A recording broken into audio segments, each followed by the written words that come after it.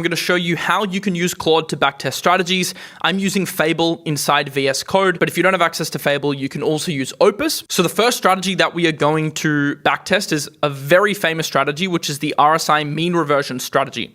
So we're asking Claude to take RSI mean reversion and turn it into a fully objective rule set for Bitcoin USD on the daily time frame. What you'll see is it now creates a set of rules that you're going to apply to the chart. So the good thing about Claude is you'll already see it started to get strategic here. So for example, it's not going to trigger an entry if RSI just automatically goes below 30, because then you're going to get a bunch of false entries. So it makes sure that the RSI recovers above 30 and dips again before a new signal fires. It also has inbuilt stop logic to protect against downside. And it also has exit rules and built-in position sizing. And you can see that it's deliberately fixed certain issues with the original strategy to make it more applicable to real trading. So now I'm going to ask it to convert this logic into a real Pine script. So I'm going to ask it, write this as TradingView's Pine script V6 strategy code, include a commission per side. So this gives us more accurate data if you are actually trading, fills on the next bar open, and $100,000 in starting capital. I'm going to leave all of the prompts from today's video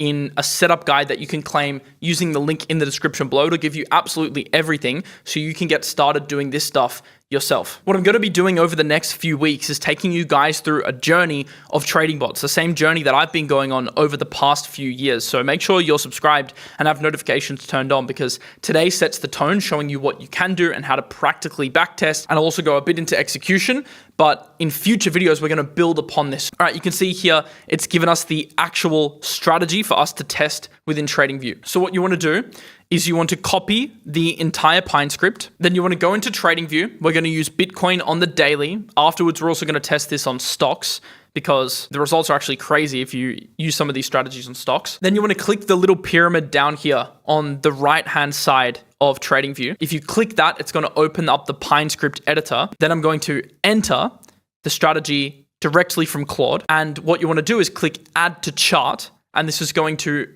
add a strategy to the chart so we can see the results over different time frames. Now, this is actually really good. There was an error, but this is actually something that's great to show you. Whenever there's an error, you just screenshot, go back into Claude, paste the image, ask it to fix the error. I also asked it to get rid of the time frame so we can look at other time frames. Then go back into the Pine editor, enter in the revised strategy. And now you can see it's populated the entire history of all of the trades. So on the daily time frame, this strategy's made $5,200 total P&L. If you flip across different time frames, you'll obviously see different results. So this strategy being executed on the H4 chart has actually lost $11,000. On the 12-hourly chart, it's lost 2.7. So it definitely is optimized for the daily. But of course, this isn't a strategy that you would want to use, right?